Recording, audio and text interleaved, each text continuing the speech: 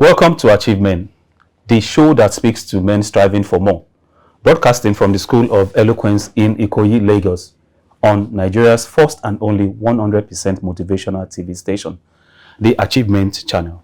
I am your host, Martins Oloye. Today's episode is The Burden of Silence, Why Men Don't Share Their Struggles. Joining me to discuss and do justice to this topic are accomplished gentlemen, Victor Diali, managerial psychologist, leadership expert, and certified coach with over 26 years experience, trusted by global organizations to build better leaders, and Akin Opatola, a trailblazing real estate professional, president of FAIRC Nigeria, and mentor who's shaping future of real estate across Africa. Together, they will help us to unpack the cultural, emotional, and personal weights men carry, and how we can create safe spaces for real conversations. This is AchieveMEN, not just inspiration, but blueprints for action. You've been watching AchieveMEN with Martins Oloye, right here on the AchieveMEN channel.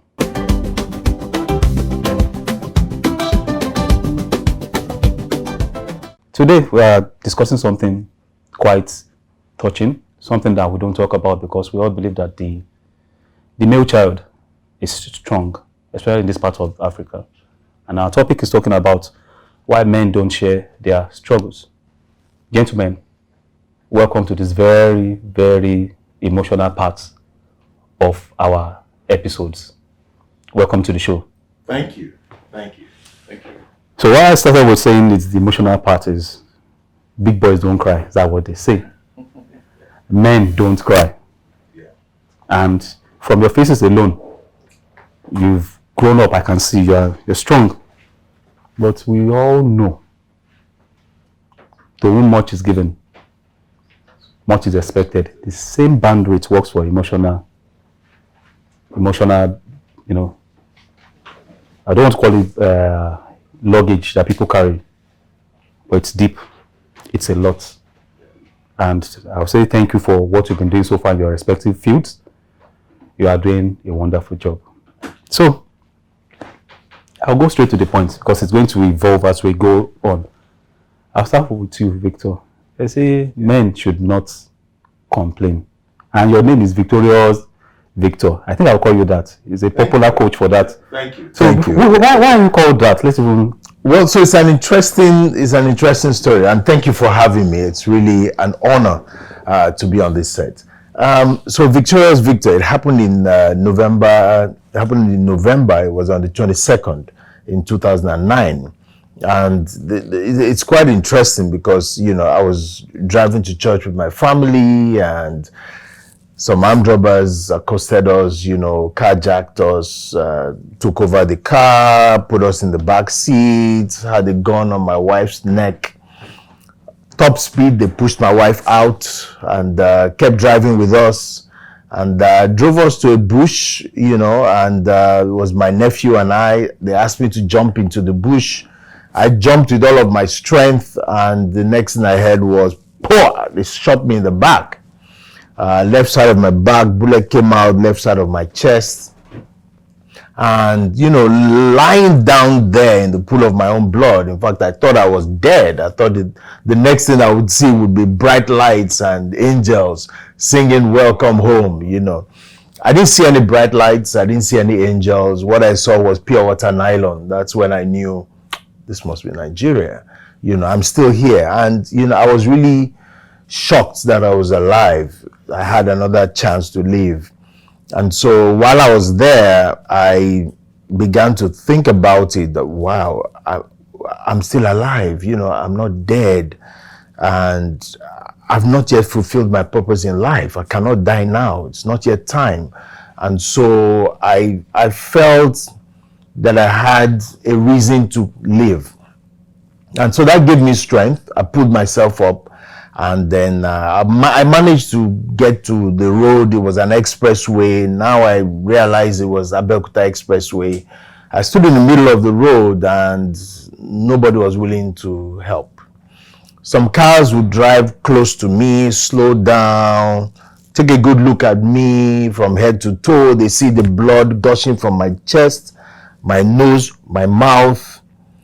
They'll change their gear and zoom off. It was a Sunday morning, 6:30, 7 o'clock in the morning. They were rushing to church because I saw big Bibles on the dashboards. And I just felt life going out of me. But somehow I knew I had about 5 minutes to live. And I just kept saying to myself, someone will stop. Someone will stop. Someone will help me. It's not yet time. Someone will help me. And true to my word, someone stopped. It was a rickety bus. The guy helped me, took me to a hospital, and that's how I survived. And so since then, I started thinking, when I got to the hospital, they moved me to Reddington Specialist Hospital. While recuperating, I was just thinking, so maybe this is why my parents named me Victor, right? Because I was just victorious over death. Death was staring me in the face, and I got victorious over death. So I said, from today on, I'm Victorious Victor. That's I said it was going to be emotional, touching, yes, but that's a really, really good start. And then, to confirm it again, I realized that, I got married. In fact, yesterday was my 25th wedding anniversary. Okay. And I realized that when we got married, we expected in 9 months we'll have a child. 1 year passed, 2 years passed, 3 years, 4 years, 5 years, 6, 7, 8, 9, 10, 11, 12, 13, 14. We waited 18 years. And now we have 3 children. Okay. So it really makes me realize I'm truly victorious, so I'm Victorious Victor. Yeah, it's a lot to take in at once, even for our wonderful viewers. We're going to start taking it piecemeal. Yeah. But it's a beautiful way to start. And that has put us on the pedestal on how this episode of this show would go. True. And we're trying to actually look at what it means to be a man in this part of the world. So I will let you start so that you can take, just briefly, so we can enjoy everything we're doing. Yeah. Why do we believe that men, the cultural part of this world, why do we believe that men don't complain?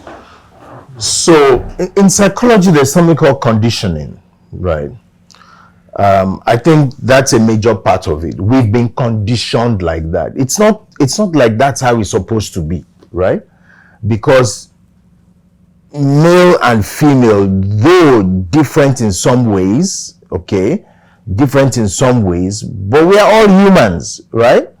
We all have a heart. Inside the heart, there's a small part of the heart called the amygdala. The amygdala is the headquarters of emotion.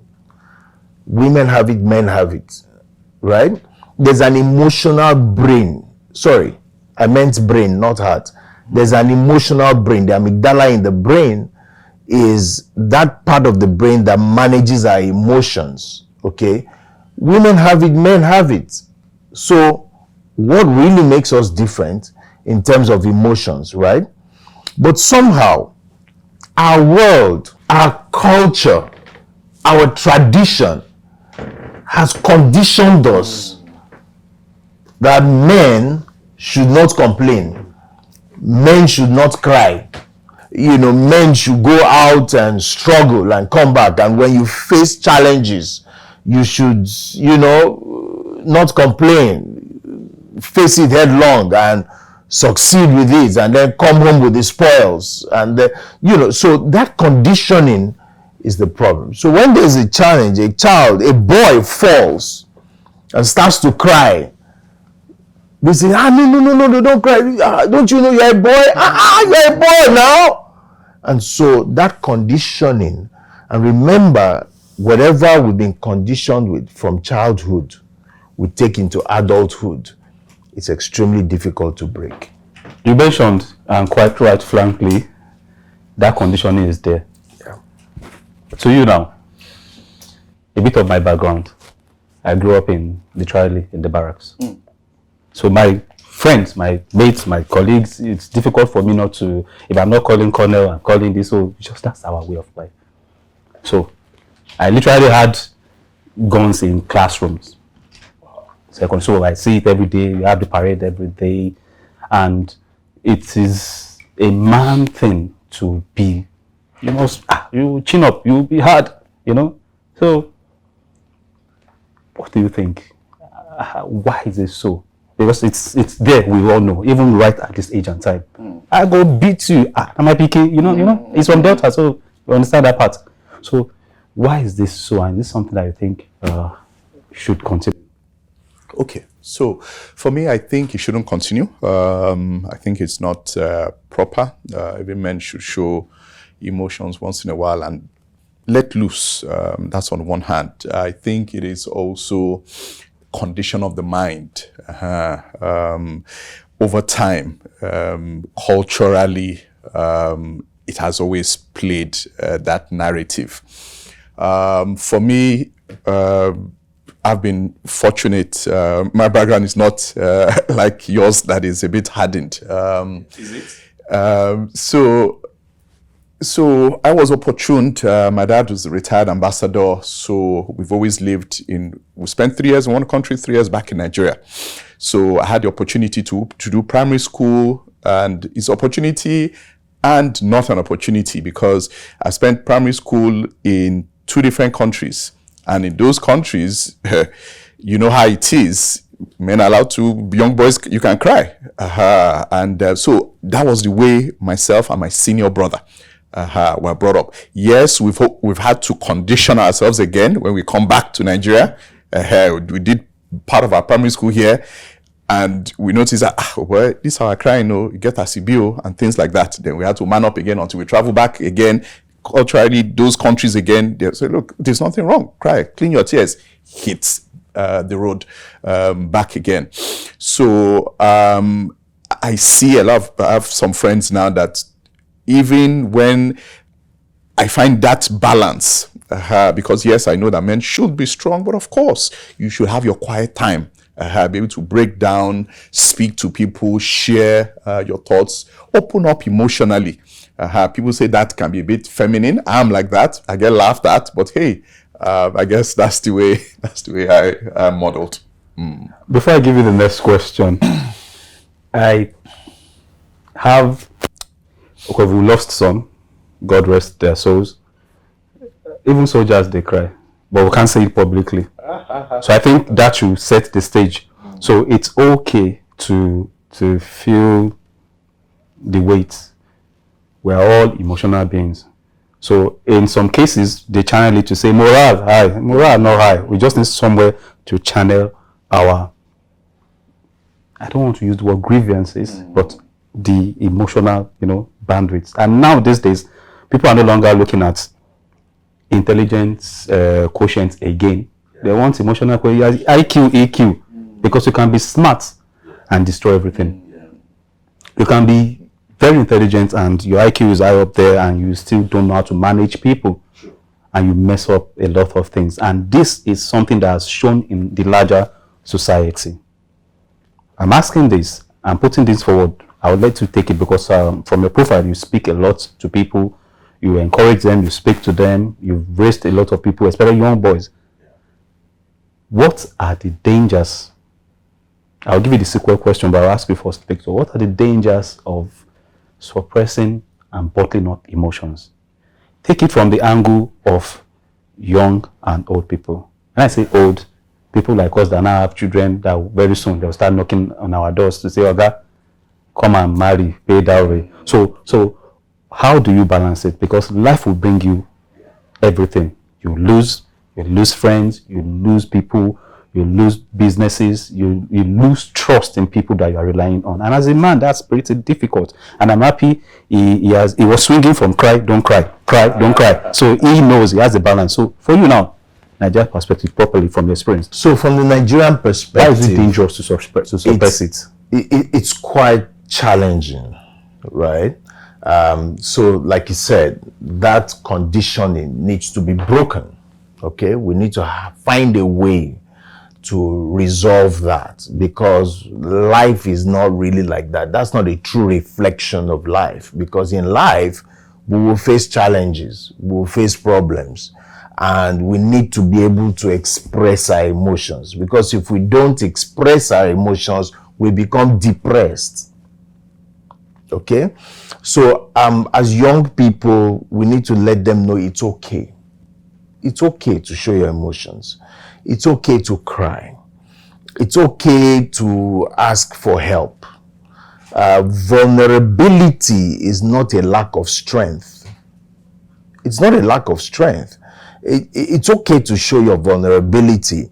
But then we help people understand that even though it's okay to share your vulnerabilities, it's also important to manage your vulnerabilities. So for example, there are certain places you may not show those emotions openly. You may go somewhere else, you may go into a quiet corner, you may wait for a while, and you can manage those emotions. But what is important is that you express them. And it has a lot of implications. One of them being health implications. Because the more you bottle up emotions, the more you raise your stress levels. And we all know that there are hormones that get released into the body, into the blood, when you're highly stressed, cortisol, and that hardens the arteries. I'm not a medical doctor, but I think this is common knowledge. And as we grow older, there are certain things we experience in our middle age and in our old age. They start from when we were young. These things begin to build up and we don't know. So it's important for us to help young people understand that these things have grave implications, not just health-wise, even for our relationships. When you hear about husband killing wife or wife killing husband, sometimes it's because there are bottled up emotions. There are issues that have not been discussed. And then in the middle of the night, someone takes a knife and stabs the other. You've moved on to the next question. We're quickly going to go on break. We're going to get to that part because it's something that is very, very critical, which I would love us to discuss. There's a song by Birdie on America Got Talent, I think. It's okay, it's okay, it's okay. The girl had cancer. Original song. You can look it up on YouTube. I think you should.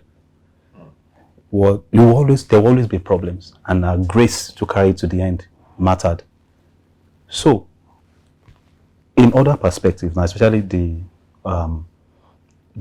office space and friendship, not relationship, now friendship, how dangerous is it to suppress your emotional luggage?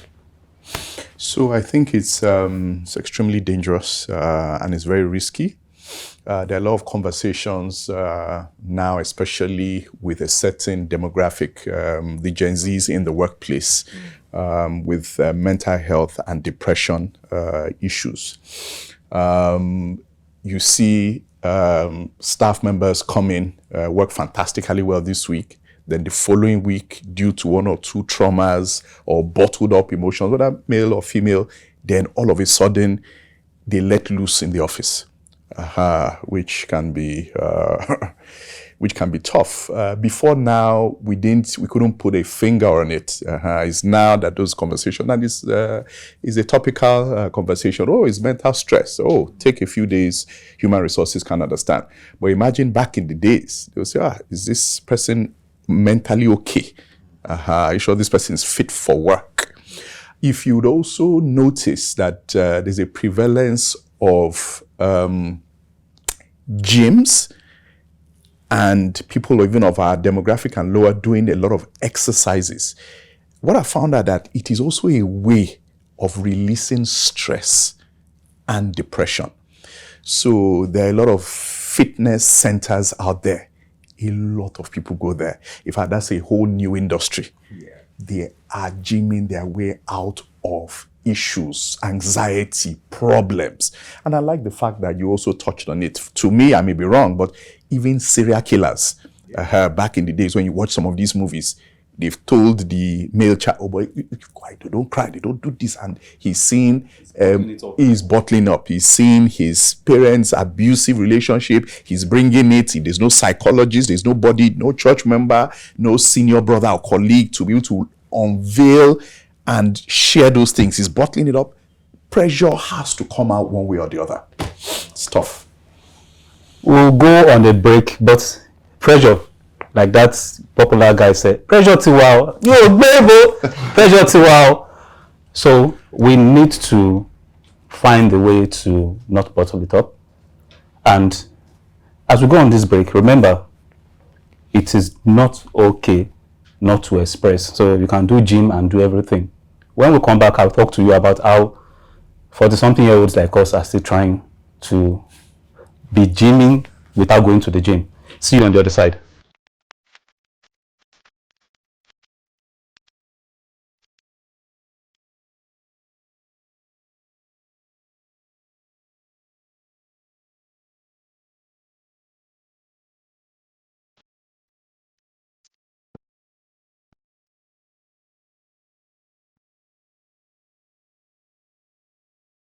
Eloquence focuses attention on the message and the audience.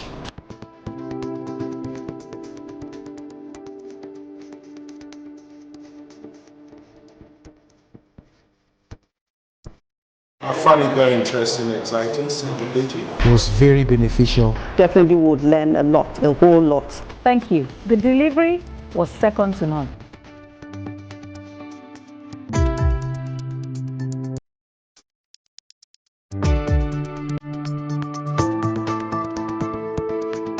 Speak with power. Speak with power. Speak with power. Welcome back, welcome back. So let me just chip in. Go to the gym without being in the gym. So what I do, or what some of my friends do, is you do your squats, use your body weight for squats. Don't do too much. Some of us, our cardio cannot take it. Your heart is, there's so much fat, you can't do it. At your pace, 40, 40, 40. 40 push-ups, 40 squats, 40 jumping jacks, whatever you want to do, take it at your pace. But one of the things you must do is carrying weight, which is your body weight. Then you can now gravitate towards the gym. I'll tell you the secrets when we finish this show. But let's just continue. So, how you started this, and I mentioned that we need to continue. Yes. Bottling up, how does it affect the relationship? On the home front now, you will talk about the office, but on the home front, that bottling up, just how does it affect? So it affects relationships in lots of ways. There's something really special that God has given us, and that's relationship. We were created as relational humans. You know, even in the Holy Book, God came down to fellowship with man, and that's when man was running around, you know, saying that he was naked. And so this is the thing: we were created to have relationships, and one of the lifebloods of relationship is communication. Without communication, relationship is dead, right? And so when we bottle up our emotions, when we bottle up our fears, what that does is communicate, and we don't know we're communicating something negative. So when we bottle up our emotions, the other partner feels that, oh, he doesn't trust me enough with his emotions, or she doesn't trust me enough with her emotions. So it's really important for us to learn to communicate our feelings, our emotions, rather than bottle them up. Because if we don't share them, it will destroy the relationship. If you share with your wife and your wife is laughing at you, but that, and what then, do you now do? Before we do go on to that, there's one problem we have as men. One major challenge we have as men. And if you're watching, you've got to really go and learn about this. Men typically don't have the vocabulary to share emotions. When we share emotions, we use words that make us feel that we're failing.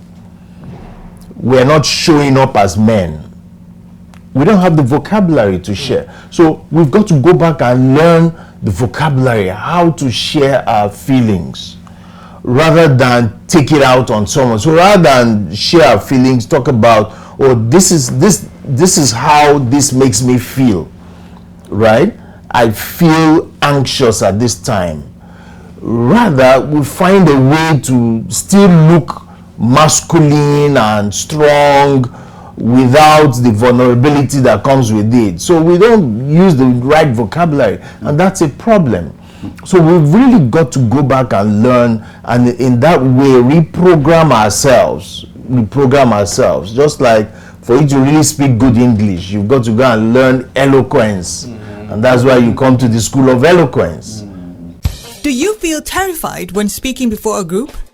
Are you stressed when asked to present? Do you bore people when speaking? Are you stuck with reading word for word? How do you give a speech with polish? Learn how at the School of Eloquence, the home of public speaking. Attend our practical coaching in public speaking. Call 0802 303 2066 or log on to schoolofeloquence.org. School of Eloquence, teaching the world to speak. Because you can speak, yes, you can have conversations, but you've got to learn the vocabulary and what it takes to speak in a way that touches people, that makes impact, and that creates power. So the danger is that your relationship dies, and when your relationships die, it's going to be very, very difficult for you to succeed alone, right? Like I said, we were created relational human beings, and then we've talked about the medical side of things, right? As we bottle up our emotions and our feelings, there's a tendency for us to develop other, medical issues that would take us to the hospital and probably death. Well, the ultimate, of course, of life is death. So bottling up can actually kill. It can kill you. So for the office space. So for the office space, it's quite a challenge. For me as MD CEO, I've learned to become an emotional manager. So what we try to do is when we have team meetings, we don't just delve into the business of the day. So what's your target? Have you met it? What have you done? What new business have you brought to the office? We have 5 days to the end of the month. Who's bringing us money? Things like that. We just try. So I've learned that also, that, hey, okay, you guys, who has anything nice to celebrate? Did anything interesting happen over the weekend? So that any good news? Oh, you lost your aunt. Oh, sorry, was she dear to you? So sometimes it's even tough for me because I'm like, Akin, you're paying salary on Friday. Which thing concern me with one auntie? But you just have to try. Then they begin to come out. I'm like, so this thing I read in this book. So this thing I watch in this movie. So it's true. Then they begin to come out. Nobody has asked them. They are coming up with stiff pressures from the house, and it's tough. And one of our core values is teamwork. When I finish my team meeting, they go out, they need to work together for that collaboration and participation. Then to me, I've noticed that when I'm in a good mood, I've shared with my wife, I'm happy, that's when I can be given 1 or 2 bonuses. Okay, let's increase salary next month. But when I'm stressed, I've bottled up, I've not shared, there's one burden that I've brought to the office, even me too, I'm shouting at them. Who wrote this report? Rubbish, this is the way I taught you. Get out from here. And they're wondering, Then the thing begins to trickle down. Which kind of guy be this? Must you shout? Can't you guide us? Then me too, and after I regret, this guy just resumed with us 2 months ago. Yeah. I've not really carried him along. Then the whole thing just trickles down negatively, then I feel bad. I've also noticed that my staff members are like my family. I spend more time. I get to the office 7 a.m. I don't leave until 5:36. When I get home, I eat, watch TV, sleep off. Early in the morning, third mainland bridge traffic. So I spend more time with you people. So you people are my family. So I need to know what happens to you guys. What are the good news we need to celebrate? So that even if they don't have ways to ease off pressure, create one and a safe space. Wow. Excellent take, both of you. It is, when you are going, you pick speed. Gear 1, and these days we now have gear 7. You know what I mean? And for those of you that love auto, get on the autobahn. No, nothing is stopping you. So 2 things we are going to take now from your takes, and I'll start from you, but I'll let you say it first. Then we're going to talk about safe spaces. You mentioned family. I'm going back to you for family. Victor. I noticed that the way leadership and who the person that is leading is reflects directly on the children. It mirrors, directly. Stockholm syndrome, or whatever you want to call it, whether the good way or the bad way. The same thing applies to men. Today we're not talking about fatherhood and parenting. We're talking about men. Beer parlor in this part of the world. In other places, lounges, men's group, polo club, country club, golf club, are ways to ease out. So it means that the avenue to talk is important for men, like what we're doing. So how do you think we can create more safe spaces for men that we talk? Because when alcohol is in the body, or you are watching football and people talk, and you'll be wondering, now this is not with this. And you can't put the two together. They're like two strange people. So how do we create those safe spaces and for men to know that, look, speak, be a baby, be yourself again. Say it the way it is from your perspective. Take your time. So here's the thing. When we bottle up our emotions and our feelings, we tend to increase our stress levels, right? When stress increases in the body, we usually would develop a coping mechanism. This is natural. We find a way to cope with the stress, okay? And what we tend to do as men to cope with the stress is, like you said, turn to alcohol. Because while you're drinking the alcohol, it sort of deadens your pain at that time. But please remember that pain it deadened. It was only sleeping. When you finish the alcohol, when the thing clears from your eye, it's waiting for you. You go and carry it again. So it's not really a solution. And alcohol, like you said, is dangerous. Alcohol kills more people than weed, for example. Right? So this is the thing. So we tend to turn to habits or mechanisms that are not healthy for us. So we need to find a way, like you said, to create safe ways of expressing our emotions. And, like when we are in a beer parlor or a bar or something, people talk, right? But watch what they talk about. Most of the time, they don't talk about their deepest pains. They don't talk about their struggles. They talk about football. They talk about women. They talk about, all of those things. And all those things are surface things. The real issues, when a man, for example, is facing impotence, for example, and it's weighing down on him. That's not ephemeral. Please, who's going to tell his friend that, look, oh boy, they stand again, So we need to understand that it's okay to discuss these things. So we need to now promote things like, men's clubs, There are programs on TV, on radio that usually have men's roundtable. You hear about women's roundtable. You hear about all women always have one event or the other, to go to. But how many do men have? So we need to encourage the society, encourage people to come up with events that men can go to and have conversations, even in church. For example, during Christmas, right? There are bags of rice for widows. There's nothing for widowers. Almost nothing. I don't hear of any program by organizations, by churches, religious organizations. I don't hear anything about widowers. But sometimes you have a man who's lost his wife and he's catering for 5 children. Has to go to work, has to make money, he has to make food for them. So many challenges, and there's nobody to turn to. When he goes to someone, they say, but you're a man. Now, this is what makes you a man. So we need to create those safe spaces. In other countries, there would be parks.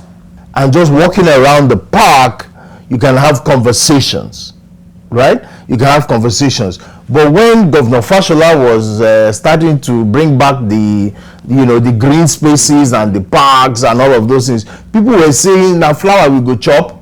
But now flower we go chop. Those are the things that make every community different. Parks, yes. You can, in fact, you can't do 30 minutes walk in some places. You can. It's vivid, I can picture it. You can't do in some places I not see a good park.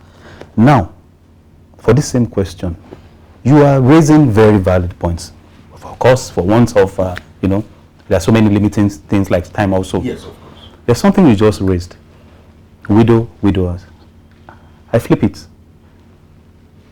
Most leaders in the world right now, women representation is poor. Before you start saying I'm feminist too, I'm feminist at the same time. But the truth is, so because the representation for now is so poor, the people leading us, even in Nigeria, are mostly men. These same men that were not taken care of mentally are the ones leading. And you are wondering why the country or most of the world is running like this. So, to the suit and tie people, because that's what you are today now, why is creating these safe spaces very key? Because we are building men. What we are seeing is end product. You are a result of all the things that you have imbibed, the books you've read, the people you've gone through the people that have gone through you've gone through. Yeah. So why is it important to create these safe spaces? Because you spend most time at work. So it means that your life is actually work, quote and unquote, to say. So why is it important to create good men, great spaces in the workspace? Okay, so I think is extremely critical. And you touched on it. So in our respective places, we are seen as leaders. And as a leader, you should be able to have that balance. People are looking up to you as a mentor, and those your mentees, when you see them struggling. And there's nothing wrong in raising up your hand and say, hey, I'm struggling. But you see, they may not know. And this is where the coaching and the guidance comes in. So if you perceive one or two things, you can say, hey, John, please come. Is everything okay? I may not be okay financially, but let me hear your problems. Because I see the flip side of it. If I go and ask John now money, even me too, I'm struggling. But you can still, sometimes it might not be financial. So you can reach out to them, find out what the challenges are. To me, I feel, and you see, the world is changing. Back in the days, we had only 2 genders, male and female. Now we have close to 76. To me, I also feel it is a part of the mental struggles that people are going through. To marry another female, to date another female, it's not for me. I want to date somebody of the other sex. Or me, this is the way God created me, but I think I want to move to something else. And it's going to get more, it's going to also get worse. So we need to also understand that. But you see, these are real struggles. people need to be able to call people out. And I see where you can have close friends, senior colleagues. Some people even find it in where they worship, whether in mosque or in churches, where you can lean on somebody and say, hey, this is the challenge I am having in terms of stress. I had a friend, let me just share this real quick. His own struggle was he's closer to 35. He has never dated anybody before. He doesn't know how to go about it. He's worried. He thought he would have even gotten married by now. And he said, look, this is his own big challenge. So if he had a senior, doesn't have a senior brother, he doesn't have any guidance, so to speak, somebody that can just put him through, mentor him. So we can look back and say, small thing like this, I've dated several people, but that's his own problem. And I'm happy that he can. I'm happy that he could share. So imagine him meeting the right person. I say, oh, this is something I can just easily guide you through a couple of lessons, and you will now become somebody that is stronger, have confidence to approach ladies and say minor thing. So that will be it for me. As usual, we want to spend so much time with you. I know you've picked one or two things, but this is my parting shots. Life is like swimming. When you're tired, ask for help, or you will drown. But before you drown, you will sink. That sinking is what you should not do. Raise your hand, ask for help, and everything will be fine. Thank you so much for this wonderful episode. Thank you for having me. I'm sure people will request for more. This is nice. Special thanks to our guests, Victor Diali and Akin, for sharing insights that challenge and inspire. Remember, being a man is more than titles or expectations. It is about resilience, purpose, and lifting others as you rise. Let's continue this important conversation. Follow AchieveMEN's channel on Instagram, on Facebook, on X, Twitter, and YouTube for more AchieveMEN program and updates. Use the hashtag We See Possibilities and share your thoughts with us. Until next time, keep striving, keep growing, and keep achieving. Hi, my name is Olufemi. I'm CEO of Casafina Development. I'd like to tell you this. Keep watching AchieveMEN channel. Hello, my name is Roma Daniels. This is AchieveMEN channel. Please keep watching AchieveMEN channel, the first and only motivational channel in the country. Thanks, man.